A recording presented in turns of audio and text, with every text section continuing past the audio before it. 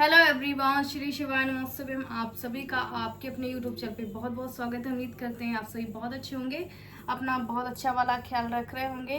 तो अभी बज रहे हैं 1 और आज संडे है। मेरा व्लॉग आज ही जा रहा है और मुझे आप लोगों से सबसे खास ज़रूरी बात करनी है। एक बात बताऊं, मैं कल से सोच रही थी कि आप लोगों से बातों का जिक्र करूंगी, पर हर बार सोचती हूँ और हर बार पीछे हट जाती हूँ। आज मैं आप लोगों से एक चीज़ बता देती हूँ कि एक औरत होती है ना, कहते हैं एक औरत ही औरत को बहुत अच्छे तरीके से समझती है। कैसे? क्योंकि एक जो औरत के साथ बीत रहा है वो दूसरी औरत बड़े अच्छे से जानती है। एक माँ का दर्द जानती है, एक तकलीफ जानती है। पर मुझे कहीं ना कहीं अफसोस होता है, औरत ही औरत का दिल दुखाती है। मैं आपको बात ये क्यों कह रही हूँ, क्योंकि मुझे पिछले कई दिनों से ऐसा लग रहा है कि एक औरत औरत की सबसे बड़ी दुश्मन होती है। क्या होती है? आप जैसे कि आप लोगों को मैं ब्लॉग ही बता देती हूँ। ब्लॉग मेरे ऐसे फीमेल काफ़ी लोग हैं जो फीमेल ही वॉच करते हैं। 75-80% लोग मेरा फीमेल वॉच करते हैं। काफ़ी लोग मुझे मोटिवेट भी करते हैं, हालांकि उनके नेगेटिव बोलने से मैं नेगेटिव तो नहीं हो जाऊंगी या नेगेटिव में सोचने लगूंगी, पर कहीं ना कहीं ऐसा लगता है ना कि मैं उन पे कितना ज़्यादा भरोसा करती हूँ कि मैं अपनी जो दिल की बातें हैं, अपने घर का राशन पानी जो भी चीज़ बताती हूँ, आप लोगों को अपना समझ के ही बताती हूँ कि हाँ आज मेरे यहाँ ये नहीं है, आज मेरे यहाँ वो नहीं है। होता है तो मैं बताती हूँ कि हाँ ये चीज़ें मेरे यहाँ है। पर अगर मैं नहीं बोलती हूँ तो कुछ लोग बोलते हैं कि अच्छा वो तुम अपने ब्लॉग में झूठ बोल रही हो, झूठ बोल रही। अब मैंने आप लोग को बताया था, जैसे कि मैं एक एग्जाम्पल देती हूँ। कल परसों की वीडियो मैंने आप लोग से बताया था कि मेरे यहाँ आटा नहीं है।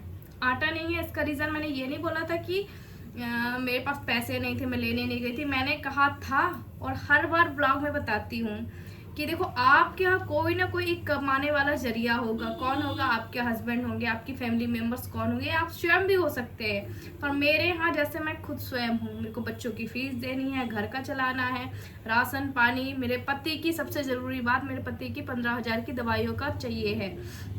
अगर मैं दवाइयाँ नहीं करती हूँ ना तो मेरे पति को कोई भी तकलीफें चालू हो जाती हैं, और जो मेरे किडनी देने का वो है, फिर वो सारा मेरा व्यर्थ चला जाएगा। इसीलिए मैं मेहनत करती हूँ और मैं ये चीज़ें बताती हूँ कि हाँ ये चीज़ें नहीं हैं। मैं मानती हूँ कि सबसे आगे मुझे अपने घर का राशन देखना चाहिए, पर सबसे ज़रूरी मेरे पति की दवाइयाँ हैं, जो कि मैं करती हूँ। अब एक बात बता दूँ, तो मैंने कल जैसे कि एक नारियल की बर्फी बनाई थी, लड्डू बनाए थे, वो आप लोगों से मैंने शेयर किया था। उसका भी मेरा एक रीज़न था। क्यों था? हम यूट्यूबर हैं, हम ब्लॉगर हैं, तो हम वही चीज़ आप लोगों से बताएंगे कि आप ब्लॉग में हमसे कुछ सीख के जाइए। कभी कभी मैं ऐसे बात रखती हूँ कि हाँ मैं क्या कर रही हूँ, क्या नहीं कर रही हूँ, मेरे पति ने क्या किया, मेरे बच्चों ने क्या किया, क्या नहीं किया, मैं कहाँ गई थी, कहाँ नहीं।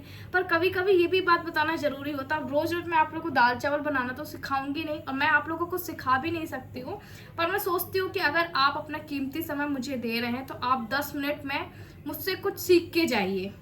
और हर यूट्यूबर कोशिश यही करता है कि हम हर किसी के काम करने का तरीका अलग होता है। जैसे मैं पोछा कैसे लगाती हूँ, आप कैसे लगाते, तीसरा इंसान कैसे पोछा लगाता है, झाड़ू लगाने का, तो हर एक चीज़ का मुद्दा होता है। तो हम एक दूसरे से बहुत कुछ सीखते हैं। जैसे मैं भी आपसे बहुत सारी चीज़ें सीखती हूँ और सीखने को मुझे मिलती है, कहीं ना कहीं बातें भी अच्छी लगती है आपकी। ऐसे ही जब मैं आप लोगों से अपनी बातें रखती हूँ तो उसमें आप लोग मुझे अलग ही तौर में ले जाते हो। जैसे मैंने कल आप लोगों से बताया कि मैं बना रही हूँ उसके लड्डू, नारियल के लड्डू, और नारियल के लड्डू बना रही हूँ। उसमें मैंने ये भी बताया था, आप लोग शेयर किया हुआ था कि 50 रुपए का मैंने खोवा लेके आया था। क्यों? क्योंकि अभी आ रही है रक्षाबंधन, तो हो सकता है किसी को ज़रूरत हो तो वो घर में अपनी मिठाइयाँ बना सकते हैं। मैंने ये चीज़ इसलिए बताया था कि भाई ऐसे ऐसे बनाते हैं, पूरी प्रोसेस भी बताई थी, हालांकि एक एक करके। उसमें भी अच्छा तेरे पास तो अभी परसों आटा लेने के लिए पैसे नहीं थे, अब तू ये कह रही। मैंने कहा था कि मुझे टाइम नहीं मिला और पैसे नहीं थे, मतलब मैंने दवाइयाँ मंगा ली थी अपने पति की, पैसे नहीं थे, मैंने अपने बच्चों की फीस भर दी थी, पैसे नहीं थे, और भी ज़रूरतों का सामान ले आई थी। वो रीज़न ये था मेरा कि मुझे दूर मार्केट से जाना था, मुझे टाइम नहीं मिल पा रहा था। तो और रहा मैंने 50 को खोवा लाया था, और जो आटा आता है वो 250 करीब का आया था, 280 का आया था, है ना। तो ये चीज़ मैं आप लोगों से मुझे कहने पे मजबूर, पता कौन करता है? एक औरत ही करती है। और वो पता है मुझे ना, ऐसे नहीं, मैं एक कमेंट के कारण नहीं कह रही कि आप लोग बोलते हैं एक कमेंट आप इतना सीरियसली नहीं, मुझे हर कमेंट में कि तुझे तो पता नहीं घर छोड़ देना चाहिए, तू उस काबिल ही नहीं है, तू सबसे बड़ी क्या कलंक है, ऐसा ऐसा मुझे बोलती है ना। और एक ही आईडी से पता नहीं, मैं कई बार ब्लॉक कर देती हूँ, कई बार हाइड कर देती हूँ, अलग अलग 2 घंटे पहले आईडी बन के आएगी, फिर 2 दिन पहले बन के आएगी, ऐसे। तो मुझे पता ही पर्सनली मेरे लिए ही बोला जा रहा है, और फिर मुझे आवाज़ उठानी पड़ी। आज मुझे बोलना पड़ा कि हाँ ठीक है, अगर आपको लगता है कि मैं ऐसा कर रही हूँ तो भाई, और मैं तो कहती हूँ ना कि आप भी वीडियो बनाइए कि हाँ तू डॉलर छापने के लिए ऐसा कर रही है, वैसा कर रही है, तो भाई आप भी वीडियो बनाओ ना। किसको डॉलर की ज़रूरत नहीं है।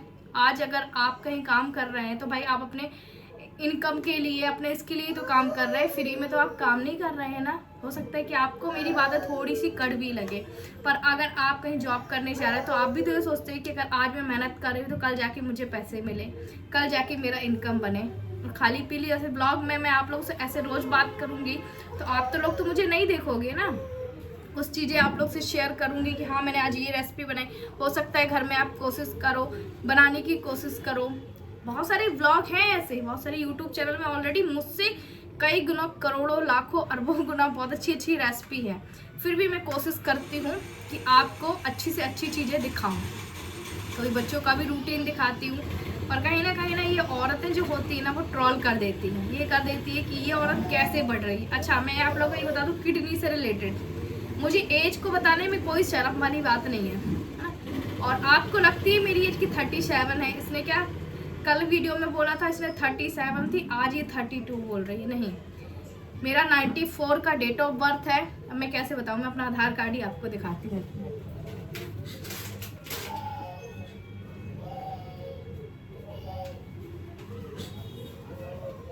अरे यार, मेरा आधार कार्ड सामने नहीं है, मेरा डेट ऑफ बर्थ 94 है। कई बार ही मैंने डॉक्यूमेंट्स में अपने ऑलरेडी शेयर किया हुआ, बता ही देती हूँ, वरना उसमें भी लोग कहेंगे झूठ बोल रही है।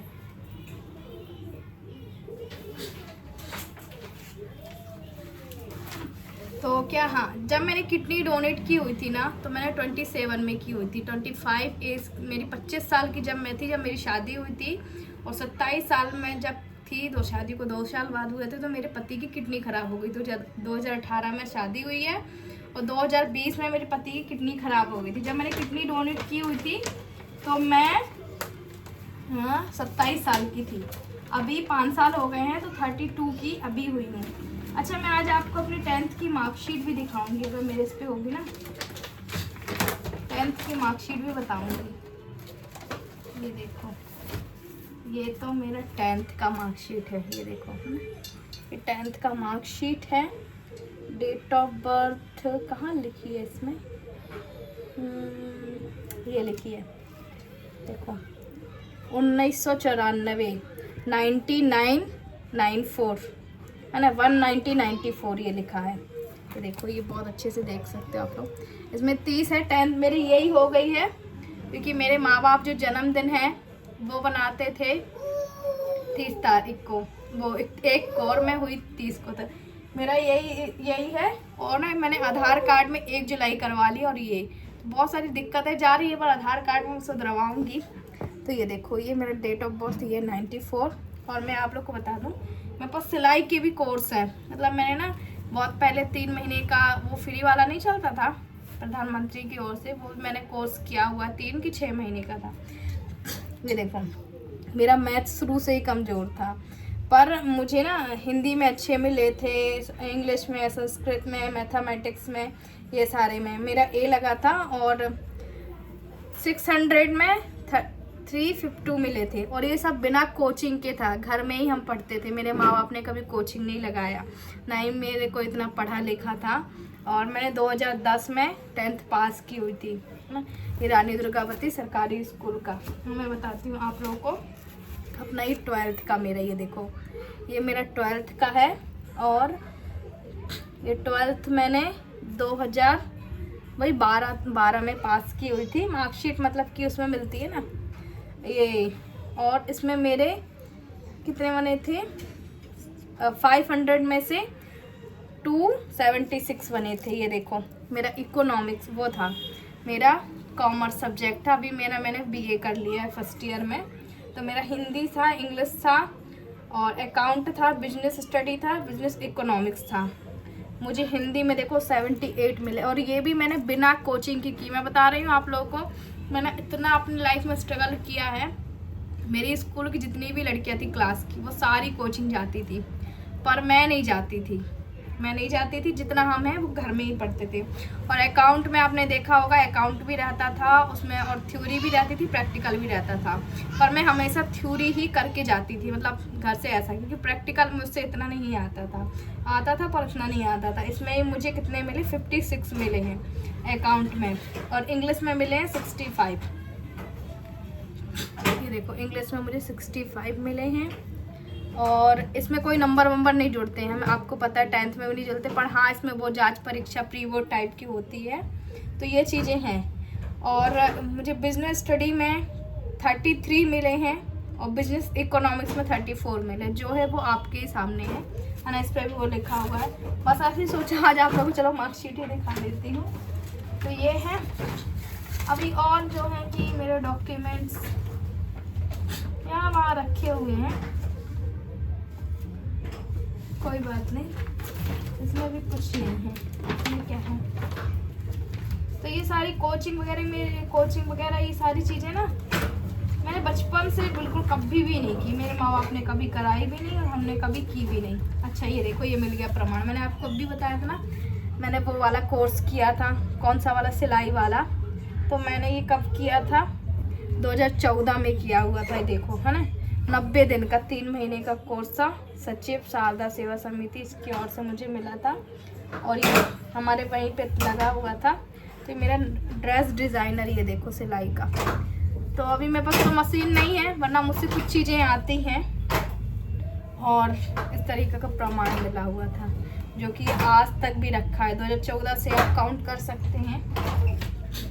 तो वहाँ पे ना फ्री सिखाया जाता था, कुछ था नहीं। तो इसीलिए भाई, अगर किसी को जड़ से आप नहीं जानते हो, नहीं समझते हो ना, तो अब तो आपको क्लियर हो गया कि मेरा एज कितना है। और भाई अगर आपको लगता है कि मैंने 37 बोला है, तो भाई 37 समझिए, 47, मुझे कोई शर्म की बात नहीं है भाई, हूँ तो हूँ, एज क्या छुपाना है। तो चलिए जी, इस ब्लॉग को करते हैं एंड, मिलते हैं आप लोगों से नेक्स्ट ब्लॉग में। तब तक के लिए बाय बाय। आप भी अपना बहुत सारा ख्याल रखिए।